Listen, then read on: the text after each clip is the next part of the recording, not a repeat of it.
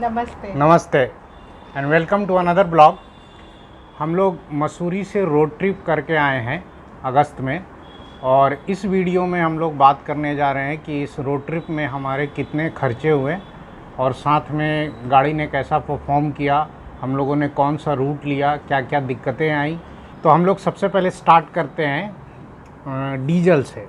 मैंने पहले ही से ही सब कुछ लिख लिया है। तो हम लोग पटना से निकले थे 3 तारीख को और लौट कर आए हैं 9 तारीख को। 3 तारीख को करीब हम लोग शाम को निकले थे और 9 तारीख को रात में आए थे।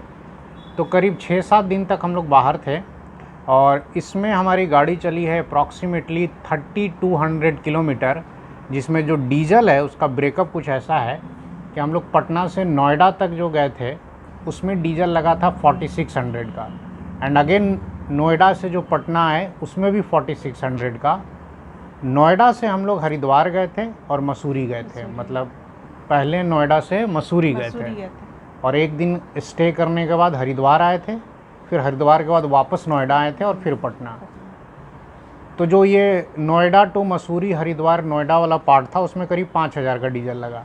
तो टोटल 3200 किलोमीटर के लिए कार ने डीजल लिया है करीब 14,200 का, 14,200 का। तो मोटा मोटी आप पकड़ लीजिए कि ये अप्रॉक्सीमेटली 4.5-5 रुपये पर किलोमीटर पड़ा। वो तो क्या है कि रिसेंटली तेल के दाम बढ़ गए हैं, अदरवाइज़ हम लोग जब पहले चलते थे आज से 6 महीने पहले तो 3.5 से 4.25 रुपये किलोमीटर पड़ता था, 4 से कम ही पड़ता था। तो अब रोड ट्रिप थोड़ा समय के साथ महंगा होता जा रहा है। तो ये तो हो गई डीजल की बात। अब बात करते हैं टोल टैक्स का। पटना से दिल्ली या नोएडा तक में आपको जो टोल पे करना पड़ता है लखनऊ वाले रूट से, वो है 1635 रुपये, ठीक है। और सेम आपको नोएडा से पटना आने में लगेगा 1635। इसके अलावा आपको नोएडा से हरिद्वार और मसूरी जाते समय भी 200-400 के टोल हैं। तो टोटल टोल में हमारा जो खर्चा हुआ वो हुआ है 4100 का। तो इस 4100 में आप समझ लीजिए करीब 3300 ये पटना से दिल्ली और दिल्ली से पटना का ही है। मतलब उधर ज़्यादा नहीं खर्चा था, उधर 700-800 के टोल में हो गया सब कुछ। तो ये तो रहा डीजल और टोल की बात। बाकी हम लोग कहाँ कहाँ रुके, रहने में क्या खर्चा हुआ, खाने पीने में क्या खर्चा हुआ, ये मैडम का डिपार्टमेंट है, वीना जी बताएंगे। हम लोग 3 तारीख को पटना से निकले थे और 4 को हम लोग दोपहर में 2:30-3 बजे के लगभग हम नोएडा पहुंच गए और वहाँ हमने होटल लिया था। और उसका जो सेक्टर 61 में, तो वहाँ का जो स्टे था वो 1600 का हमारा पड़ा। फिर इसके बाद हम लोग दिन भर रहे, मतलब रात भर रहे, और सुबह होते ही हम लोग वहाँ से निकल गए मसूरी के लिए। मसूरी के लिए निकले। मसूरी में हम लोग ऐसे ही 3:30-4 बजे के लगभग ही पहुँचे हैं। और वहाँ हमने जो होटल लिया कृष्णा पैलेस, उसका टैरिफ था 2100। मॉल रोड पे था ये होटल और बहुत बढ़िया होटल था। हमारे वीडियोस में जो वीडियो नंबर 3 या 4 है एपिसोड है इस मसूरी ट्रिप का, उसमें मैंने होटल का रिव्यू भी किया है, उसको आप देख सकते हैं। और बेस्ट पार्ट था कि वहाँ पर पार्किंग अवेलेबल था और एकदम मॉल रोड से 50 मीटर्स पे है। एकदम तो बहुत बढ़िया जगह है वो होटल कृष्णा पैलेस। टैरिफ भी सही है वहाँ का और सर्विस वगैरह बहुत अच्छी है, खाना भी बहुत बढ़िया था। फिर हम लोग सुबह होते ही हम लोग हरिद्वार के लिए निकल गए। और हरिद्वार में जो हमने होटल लिया वो एकदम स्टेशन के पास में ही था, मतलब स्टेशन कंपाउंड, जो रेलवे स्टेशन था उसके कंपाउंड के अंदर में ही था होटल ली रुई। और इसका टैरिफ था 2800। तो आप और वो होटल भी बहुत अच्छा था। उसमें 3 ट्रिपल ऑक्यूपेंसी में जनरली एक्स्ट्रा मैट्रेस मिलता है। और वहाँ अच्छा था कि वहाँ हम लोगों को एक एक्स्ट्रा बेड मिल गया था। हाँ। उस होटल का भी रिव्यू मैंने किया अपने हरिद्वार वाले वीडियो में। और रेट भी अच्छा था। और सबसे बड़ी बात था कि स्टेशन के बगल में था और पार्किंग स्पेस बहुत ज़्यादा था। आराम से 100 गाड़ियाँ वहाँ पार्क हो जाएंगी। 7 को हम फिर सुबह नोएडा के लिए रवाना हो गए।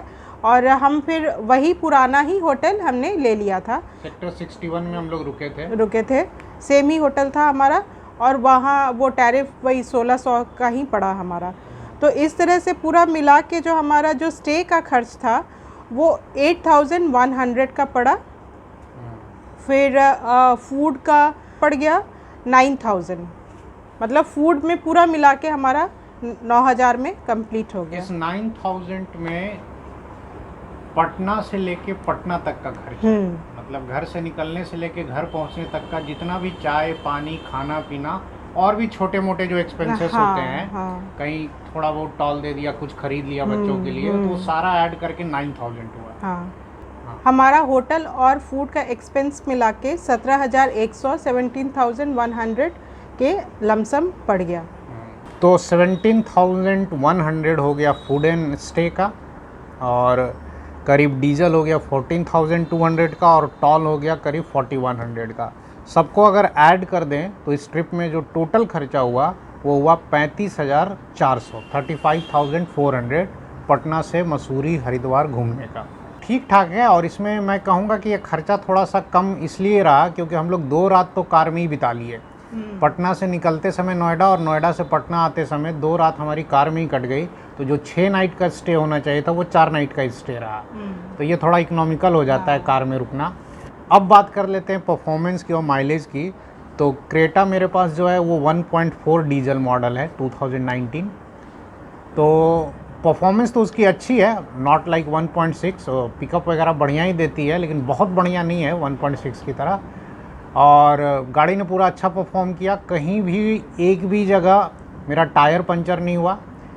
इनफैक्ट पटना से जो मैं हवा भरवा के गया था, रास्ते में मैंने कहीं हवा नहीं भरवाया। तो मैं बीच बीच में हवा चेक करता रहता था, तो हवा बिल्कुल सही थी, टायर बिल्कुल सही रहे, एक पंचर नहीं हुआ। माइलेज ओवरऑल कार का अगर पहाड़ों में कहें तो 14 के राउंड आया था मसूरी के आसपास, लेकिन बाकी प्लेन्स में 21-22 के आसपास रहता है।